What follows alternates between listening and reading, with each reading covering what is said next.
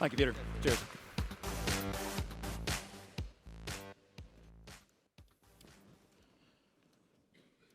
This is a picture of my dad. I took this picture on the occasion of his 80th birthday. We had a great party, loads of family there. I'm Irish, so we have big families, big event. And I put this up to credit him with being a large part of who I am today, because one of my big passions is sustainability, and it's in large part because of him. When I was a kid growing up in Cork in Ireland, I live in Seville now in Spain, but when I was a kid growing up in Cork in Ireland, he used to take me to the countryside every weekend and inculcate in me a love of nature. And I went on to do a degree in biology. I did postgrad. I was studying for a PhD in biological control, which I never finished because I'm a bit ADD and I like things that are kind of shiny and new. And at the time in the 90s, technology was all the kind of rage and it was all the new and shiny. So I started a software company, and then things moved on and I joined SAP, and I now work for SAP. But I'm now working at the intersection of my two passions, technology and sustainability. So it's a phenomenal place to be. Unfortunately, my dad is no longer with us. It's not that he's died, but he was diagnosed in 2010 with Alzheimer's. So now, fully 12 years later, there's not much left of him. But I'm very much a glass half full person. And so I want to think that he's in a happy place because he's no idea what's gone on in the world in the last 2.5 years with COVID and the war in Ukraine and things like that. And things have changed in the world. And because of things like the COVID and the war in Ukraine, there's been a lot happening in the climate space which might have gone below the radar. So I want to talk a little bit about that and the things that have happened there that you might have missed and the implications that those have. So in June of last year, the European Commission passed legislation which requires all 27 nations of the EU to reduce their emissions 55% against the 1990 baseline by 2030. And now, in the abstract, that's kind of meaningless. Those are just numbers. We've already reduced against that baseline 24%, so that leaves 31% to go between now and 2030. That's 7.5 years we have to reduce our emissions 31%. Now, during 2020, when we had the big lockdown, we managed to reduce our emissions 7%. But of course, in 2021, as things started opening up again, the emissions went back up 5%. So between 2020 and 2021, we had a net reduction of 2% in 2 years. And now we've got to get 31% out of the system in the next 7.5 years. And this is a legally binding mandate on all 27 nations. It's not an aspirational goal. This is something that has to happen.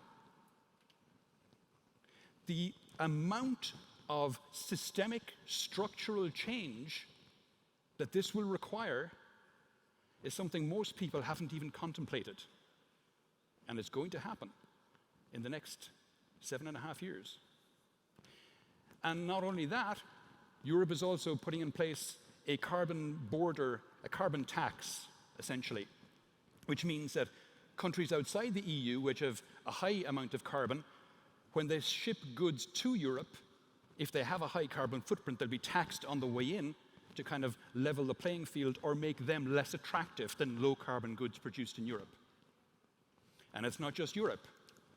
The US, the Biden administration have said they want to reduce their emissions 52% by 2030, now against their 2005 baseline, so it's less ambitious, but still. And now I know the Biden administration may run into issues with the midterm elections in November, but still it talks to a direction of travel. And it's not just the EU and the US, but also China have said that they want to get to net zero by 2060, which is 10 years after Europe and the US, but at least, you know, they're talking it up, and they started their industrialization much later than us anyway. They've also said that they want to have their emissions peak in 2030, which is excellent. And they want to get 40% of their energy from renewables by 2030, which is really ambitious. However, Bloomberg reported a couple of weeks ago that they're on track to hit those goals by 2025.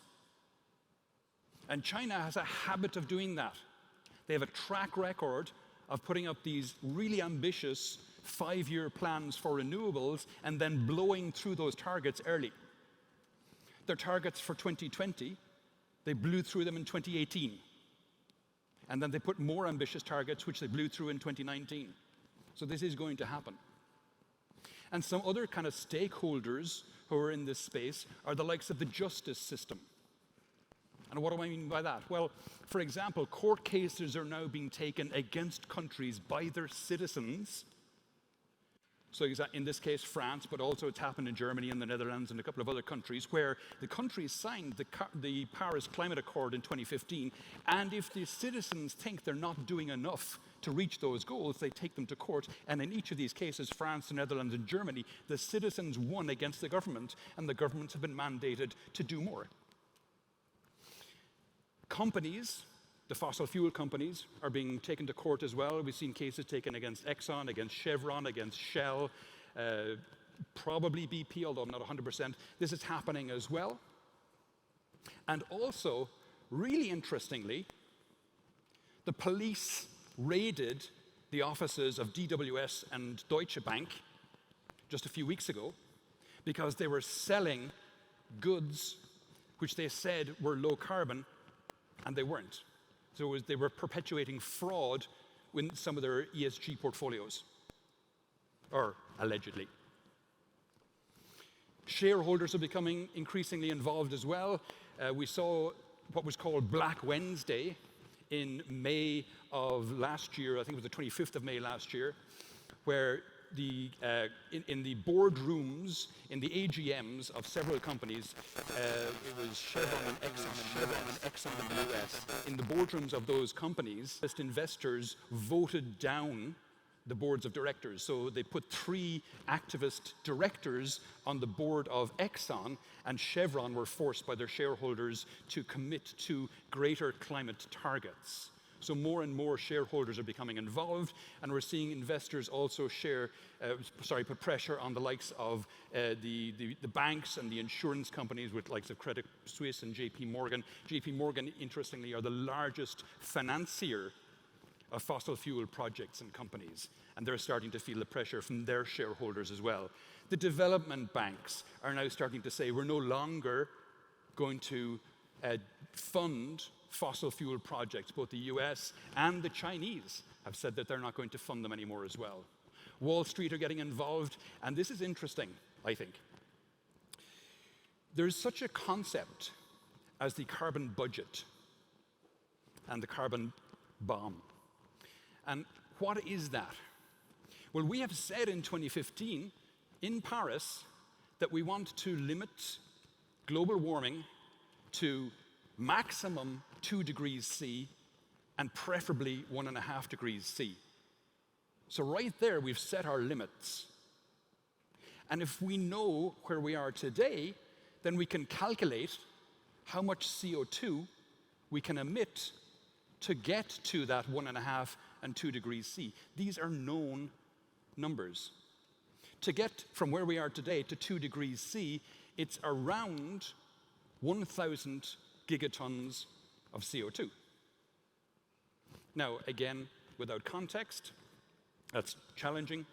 But if I tell you that the proven reserves of the fossil fuel companies and countries comes to 3,000 gigatons, you can see suddenly we have a big problem. because the proven reserves of these companies is what their share price is based on. It's what their market capitalization is based on. It's what their loans are guaranteed against. So these fossil fuel companies can either take that 3,000 gigatons out of the ground and stick it up in the sky and it's all over, or we stick to the 1,000 gigatons and they write off 2/3 of their value. If you have a pension or a share portfolio and any of your shares or your pension are invested in fossil fuel companies, you should be worried.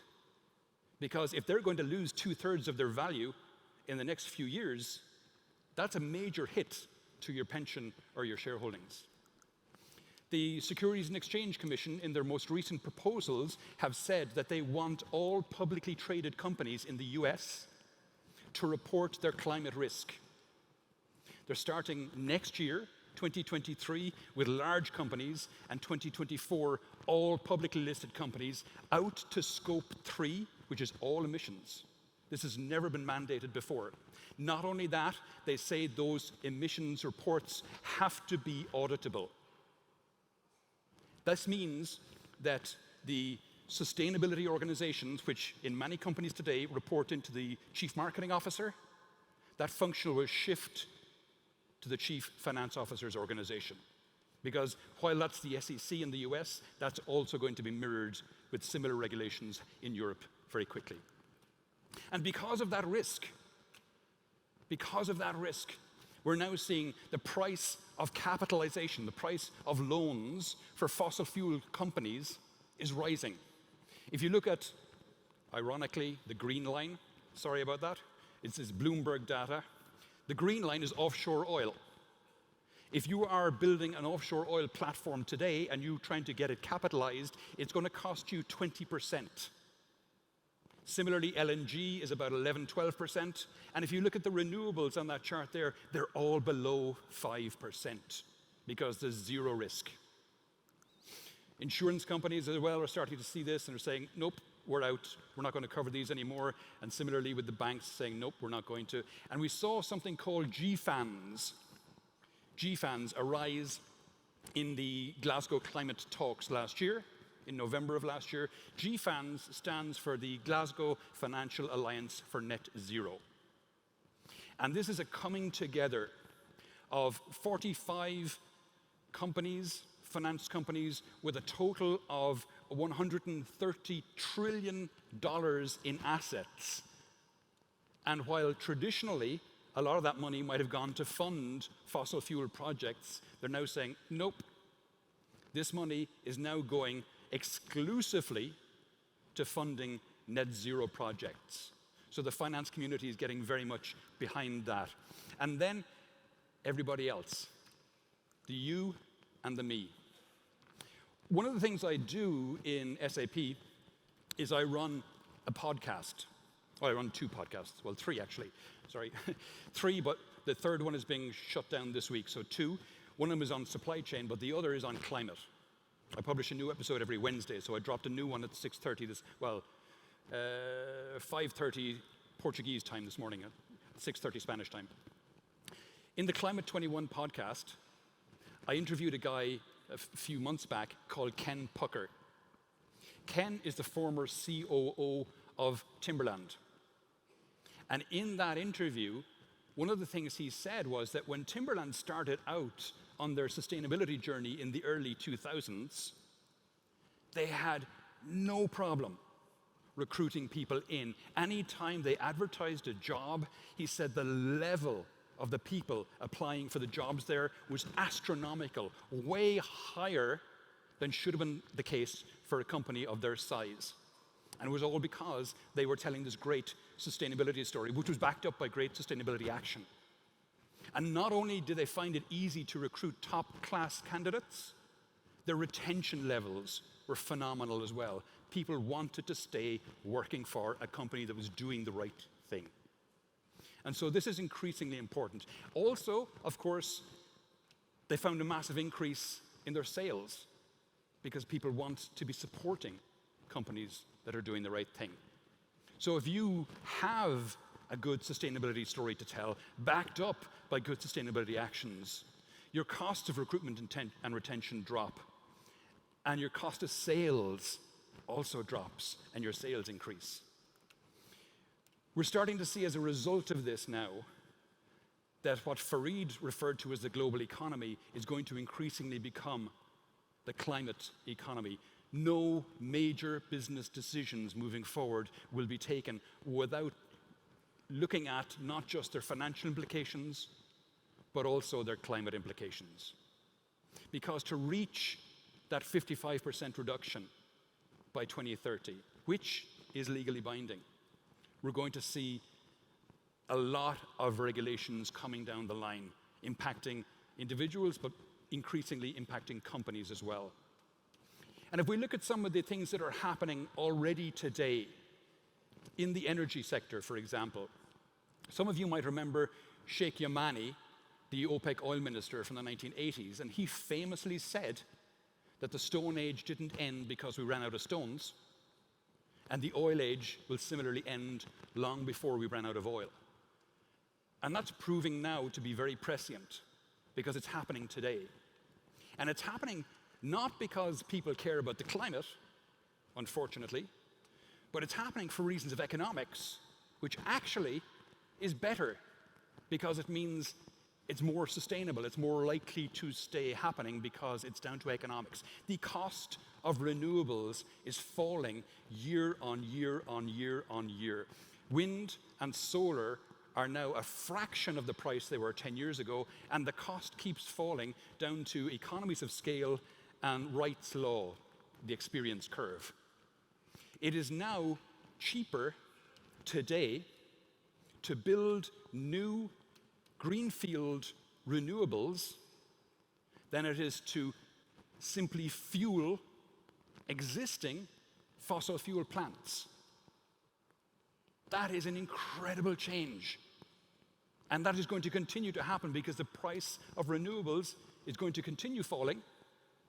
And as we've seen, the cost of fossil fuel energy has gone up enormously in the last few months.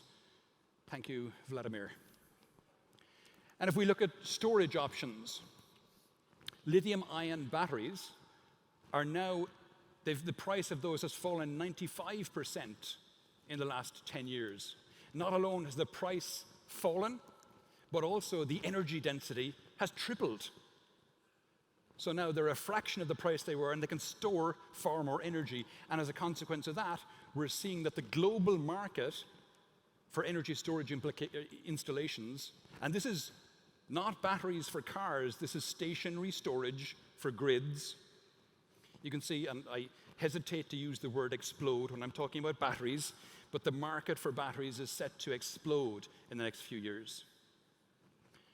And as a result of all this, we're starting to see projects like the Sun Cable project in Australia, in the Northern Territories. This is phenomenal. The Sun Cable project is currently the largest renewable project in the world.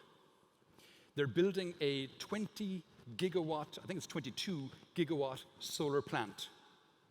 Now, if you're unfamiliar with gigawatts, a 1 gigawatt is roughly the output of a nuclear power reactor.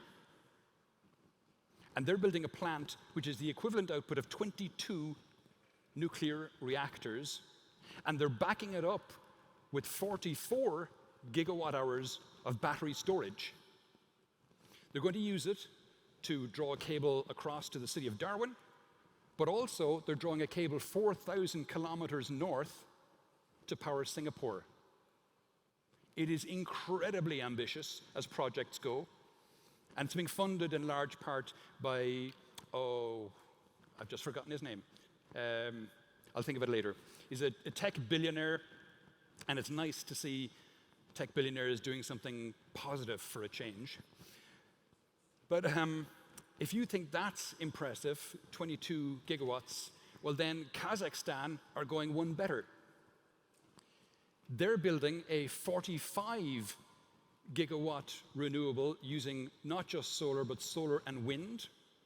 And they're going to use it to manufacture or to produce green hydrogen which they reckon there's going to be a big market for in the coming years, and they may well be right. So that's 45 gigawatts. And if you think that's big, and it is, well then China are building in the Gobi Desert a 450 gigawatt solar, wind, and battery power plant. It'll produce roughly 4% of the world's energy requirements when it's built out.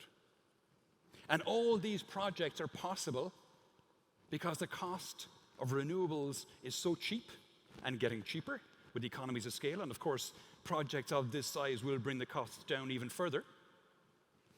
You could never consider building a project of this size with fossil fuels or with nuclear. It would be impossible. But with renewables, because they scale, it's entirely possible. And I mentioned Vladimir. Well, thanks to him, the EU is now coughing up another 230 billion euros to ensure that we get off our dependence on Russian oil and gas.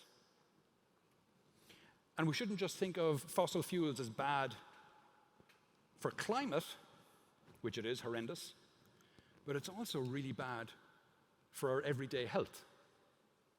The burning of fossil fuels today contributes directly to the early deaths of 8.7 million people per annum. 8.7 million people per annum die as a direct result of the burning of fossil fuels. That's more than COVID. We really, really got to get off fossil fuels as quickly as possible. Talk about the transportation sector and some of the things that are happening there. I mentioned I live in Spain. I moved there in 2008, and when I did, I needed to buy a car, family car. And because I'm this weirdo for whom sustainability is a big thing, my filter for buying a car in 2008 was emissions, and the car with the lowest emissions available in Spain at the time was a Prius, so I got that. Fine car, great, really reliable, drove it for 10 years, and then in 2018, I decided, okay, it's time to go fully electric. The Model 3 wasn't available in Europe at the time, so I went for a Nissan Leaf. And that was a bit of a compromise, I gotta say, because you can see here with the battery at 50%, the range is about 130 kilometers. Not fantastic. So last year, I switched up to a Volkswagen ID.4. Now I took that screenshot yesterday while I was on my way here on my phone. I logged into the car from my phone, and you can see that at 97% of battery, the car has a range of 500 kilometers. It's an amazing car, about 10 grand cheaper than any Tesla. And consequently, Volkswagen, and I'm not advertising for Volkswagen, there are other really good cars, Hyundai, Kia, all these other manufacturers are making really good EVs as well, but Volkswagen are sold out for the year. And so are probably Kia and Hyundai and all those other manufacturers. You go and try and get an electric car today, and you've got a waiting list. The amount of people who are saying they're going to buy EVs has doubled in the last 12 months. And that's based on data coming from February of this year before the invasion. So as gas prices have gone up, that's probably even gone higher. And you can see the sales figures for EVs are on an S-curve. We're kind of at the bottom of an S-curve. The limiting factor to the sale of EVs today is the availability of the cars. The manufacturers are constrained. They can't make enough to meet the demand. Norway is kind of the leader in this space. Fully today, about 95% of new vehicle sales in Norway are EVs. And that's down to some amazing, amazing incentives that they put in place for car buyers. And Europe has now said, as of last week, that from 2035, all new cars have to be zero emissions. So if you have a fossil fuel, if you're buying a fossil fuel car today or in 2030, what's its resale value going to be like? And with this 2035 deadline in place, how many car manufacturers are going to invest in internal combustion engine drivetrains when they won't be manufacturing any new ones before or after 2035? And it's not just personal transportation. I love this quote from Enrique Peñalosa, the former mayor of Bogota, where he says a developed country is not a place where poor people have cars, it's a place where rich people use public transportation. And because of that, things like the bus services need to switch to being fully electric. London now has the biggest electric bus fleet in Europe, but the biggest global electric bus fleet is in China.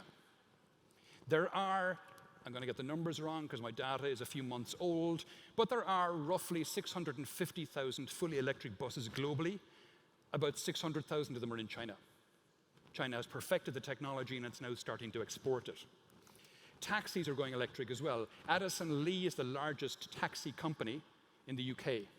And it makes enormous sense for a taxi to be fully electric because the costs of fueling them are a fraction of the costs of petrol or diesel. The maintenance costs are less than 50% because they have very few moving parts. So taxis are going to switch very quickly. Last mile delivery. Amazon has ordered 100,000 fully electric Rivians. DB Schenker, one of the largest delivery companies, is going electric as well. They've ordered 1,500 Voltas. And it's not just the last mile delivery, it's the larger trucks as well, the Class 8 ones. Volkswagen are starting to manufacture those, and not just Volkswagen, Volvo and Kenworth, all these ones, or Volvo, they're all starting to see that this is where they need to go, electrification, transportation. And of course, once those electric trucks are fueled by renewable energy, you get a massive win-win. Maersk, the shipping company, are looking at shifting all their container ships to using green methanol. And of course, ferries. Ferries are a fantastic use case. I was in Norway a couple of years ago, and about half of the ferries I was on in Norway were electric or hybrid, which is amazing. And this is Washington State Ferries. It's the second largest ferry company in the world, and they say they're shifting completely to ferries. Food production is another area where we're starting to see a lot of changes. This is what traditional food production looks like. Looks absolutely gorgeous. It's horrifically wasteful. Look at all that water that's being wasted because 95% of that water is going to evaporate before it ever gets to the roots. And the land use, horrific. What we need to do, and it's starting to happen, is shift to massive indoor vertical farms.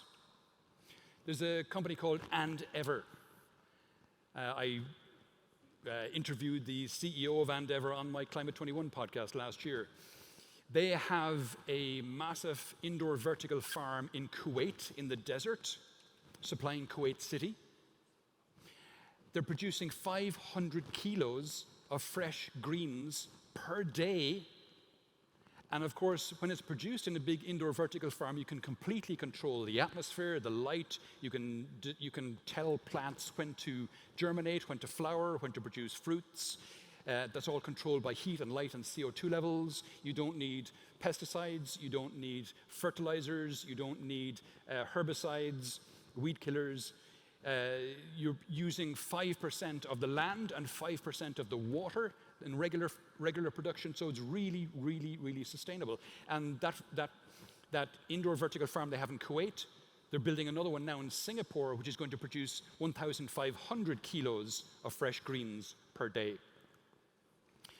And then you see things like Impossible Foods and Beyond Meat, who are producing meat directly from plants with no animals harmed, which is what animals do. Animals eat plants and turn it into protein, which we eat. What the likes of Beyond Meat and Impossible Foods are doing is they're taking out the middleman, the animal, taking the plant, turning that into protein that we eat.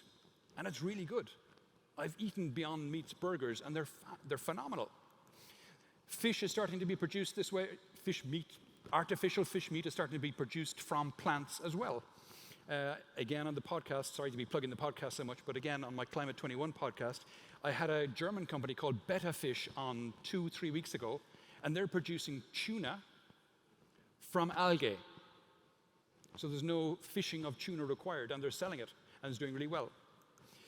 Then you have lab-produced chicken, and lab-produced chicken is done, and it's not just chicken, they're doing beef this way as well. They take a biopsy from a live animal. Better than killing the animal, they just take a biopsy about the size of a pea, put that into culture, and grow the meat in a lab, and use that to produce burgers, patties, mince, all that kind of stuff, with minimally invasive harm to the animal. And some companies, as a Spanish company, are starting to produce meat using 3D printers to try and get the texture as close as possible to steak. So there's a lot of things happening in the food space, and it's really, really important we do this, because we need to give back to nature the land that we have stolen from it for agriculture today, for food production today, return it to nature, return it for things like ecotourism, return it for biodiversity, for carbon sequestration services. All of this is hugely important and needs to happen. Other sectors, the concrete sector is one that is responsible for enormous amounts of emissions.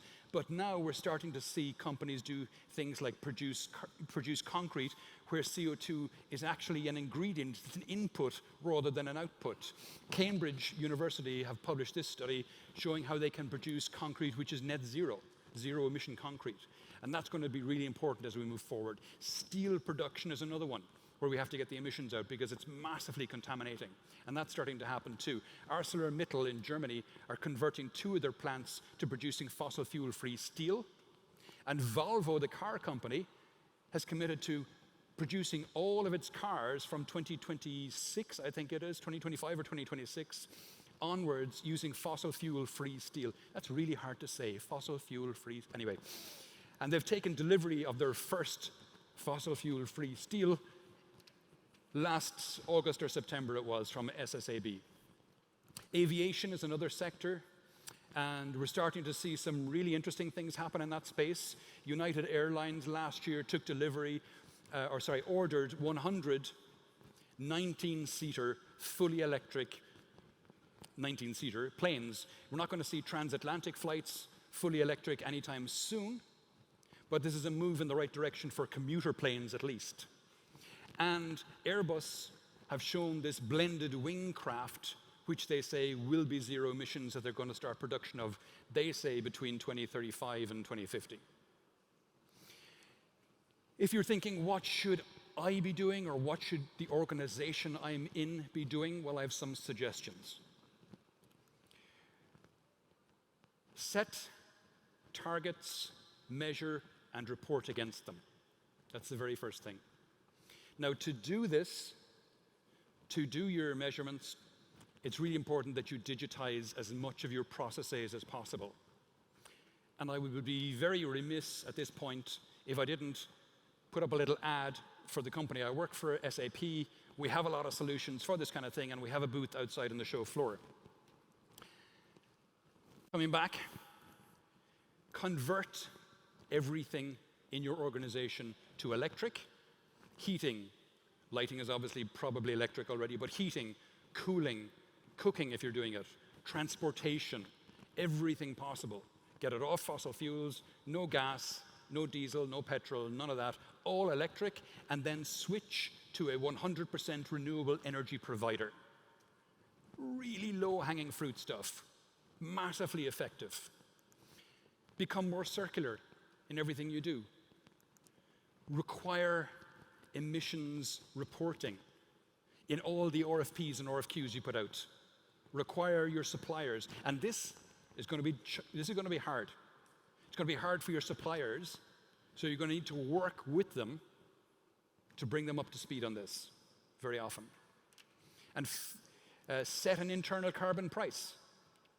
Microsoft did this, incredibly effective. You set an internal carbon price for any project that your organization is doing, and the money you collect from that internal carbon price, you give it to the sustainability organization in your company so that they can then use it to do things like rolling out car chargers in your car park, or buying renewable energy, or things like that.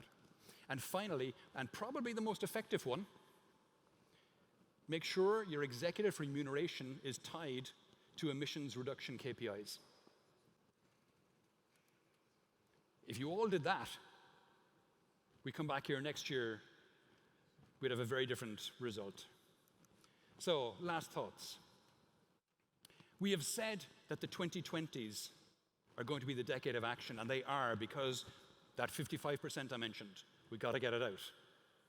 However, that 55% is the low-hanging fruit, which means the 2030s are going to be the decade of way more action. And the 2040s are going to be the decade of, holy crap, that's a lot of action. I came across this really interesting quote and really thought-provoking quote from a climate scientist called Professor Kevin Anderson. And he said, "We face an unavoidably radical future. We either reap the radical repercussions of severe climate change, or else we pursue radical emissions reductions. Either way, there is no non-radical future." Now, I mentioned my dad at the start, and I think he would be saddened to see where we are today, but I think also, given the opportunities we have and the things we have started to do, the journey that we are on, I think that would make him happy, because I think we all need to step up and become climate heroes. Thank you very much. Obrigado.